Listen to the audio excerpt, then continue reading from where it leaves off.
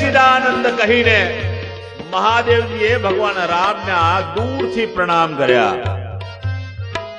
ભવાનીએ પૂછ્યું કે તમે સચ્ચિદાનંદ કહો છો, કોને કહો છો?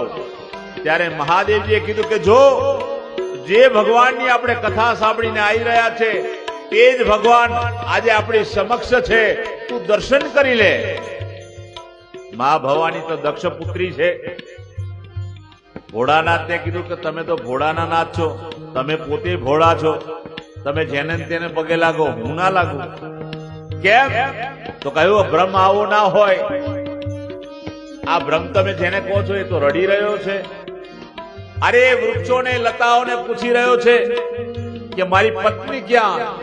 તો બ્રહ્મ હોય તો એને ખબર ના હોય કે પત્ની ક્યાં?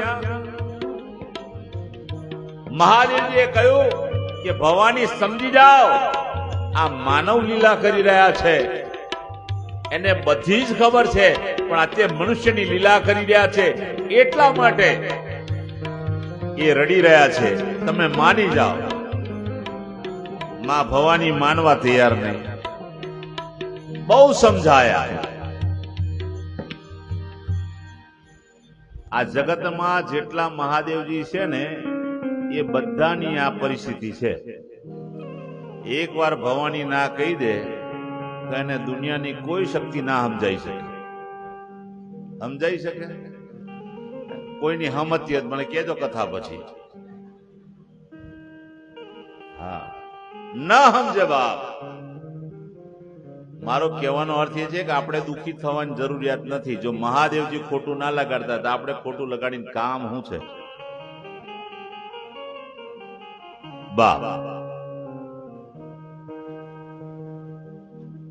મહાદેવજીએ ભવાનીને બહુ સમજાયા કે સતી સમજી જાઓ, આ જ બ્રહ્મ છે.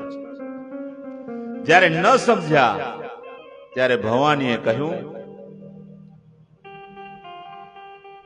કે હું તો પરીક્ષા લઉં, મને યોગ્ય લાગે તો જ હું માનું કે આ બ્રહ્મ છે, બાકી તમારા કહેવાથી હું માનું નહીં.